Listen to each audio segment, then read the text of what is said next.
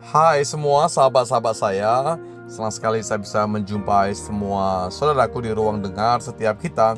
Dan setiap kali kita bisa bertemu dalam ruang dengar seperti ini, ada firman yang selalu kita akan perdengarkan, selalu akan kita renungkan bersama-sama. Bukan bermaksud menggurui, tapi semua kita perlu kembali berdasarkan dari firman Tuhan. Dalam Matius pasal 7 ayat yang ke-18 juga 19, kita bisa menemukan di sana tentang pohon yang berbuah atau juga pohon yang tidak berbuah. Begini bunyi firman Allah, Matius pasal 7 ayat yang ke-18. Tidak mungkin pohon yang baik itu menghasilkan buah yang tidak baik, ataupun pohon yang tidak baik itu menghasilkan buah yang baik. Dan setiap pohon yang tidak menghasilkan buah yang baik pasti ditebang dan dibuang ke dalam api. Jadi dari buahnya lah kamu akan mengenal mereka. Sahabat-sahabat saya, beginilah kehidupan kita diumpamakan seperti halnya pohon. Bagaimana pohon itu ada yang berbuah dan juga ada yang tidak berbuah. Ada yang berbuah dengan baik ya, dan juga ada buah yang tidak baik. Alkitab berkata, tidak mungkin kalau pohon yang baik itu menghasilkan buah yang tidak baik, atau pohon yang tidak baik itu menghasilkan buah yang baik. Bukan demikian.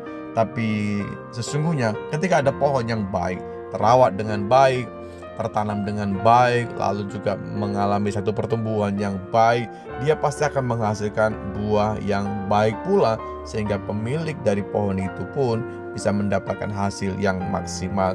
Setiap pohon yang tidak menghasilkan, ya, ini sangat-sangat perlu jadi titik poin buat kita. Setiap pohon, ya, gambaran kehidupan kita yang tidak menghasilkan buah yang tidak baik, pasti dia akan ditebang, ya, dan dibuang ke dalam api. Jadi setiap pohon yang tidak menghasilkan buah yang baik, maksud saya, pasti pohon itu akan mengalami satu hal yang kondisi yang tidak baik, karena akan ditebang dan dibuang, dibakar. Itulah ending kehidupan yang tidak menghasilkan sesuatu. Sahabat-sahabat saya, menjadi sebuah perenungan buat kita hari ini. Apakah kehidupan kita seperti halnya pohon ini sudah menghasilkan buah yang baik, ya? Tutur kata kita, pemikiran kita, tindakan kita, perbuatan kita, sikap kita, semuanya apakah memang dasarnya adalah firman Tuhan? Adakah kehidupan yang memang hari ini menghasilkan sebuah hal yang berdampak? Buah itu yang menikmati orang lain, bukan dirinya. Sudahkah kita menjadi pribadi yang memang bisa memberikan dampak yang baik kepada orang-orang di sekitar kita, buat pelayanan kita, buat lingkungan kita? Jadi sesungguhnya ketika buah itu nyata, dari situlah bagaimana kita dikenal sebagai milik Kristus. Kita adalah kepunyaan Tuhan ketika setiap kita dapat menghasilkan buah yang baik.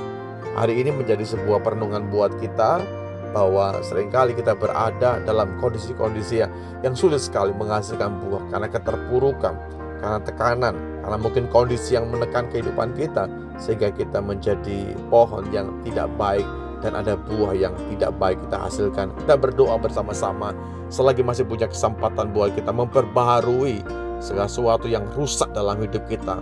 Dengar baik-baik, Kristus, dia mengasihi kita.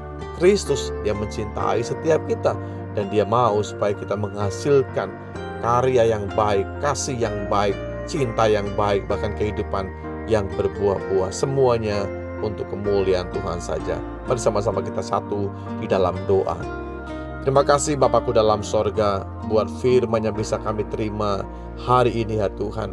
Sungguh kami bersyukur bahwa Tuhan memelihara kami dengan cara-Mu yang luar biasa. Tuhan mau supaya hidup kami menjadi pohon yang baik, tertanam di tepi aliran yang baik, menghasilkan buah pada musimnya yang baik. Bahkan kehidupan kami juga memberikan arti yang baik daripada kehidupan kami yang sesungguhnya di dalam Tuhan. Tuhan tolong kami supaya setiap waktu ada sesuatu yang keluar, yang memberikan faedah, memberikan pengaruh, memberikan dampak yang baik. Tuhan tolong kami supaya setiap hari hidup kami disucikan, dikuduskan, diperbaharui tubuh, jiwa, dan roh kami di dalam hadirat Tuhan. Terima kasih Bapakku dalam sorga. Kami berterima kasih punya Tuhan yang baik, yang selalu membawa kami kepada jalan kebenaran Tuhan. Di dalam berkat nama-Mu Yesus Tuhan, kami sudah berdoa dan berterima kasih. Haleluya. Amin.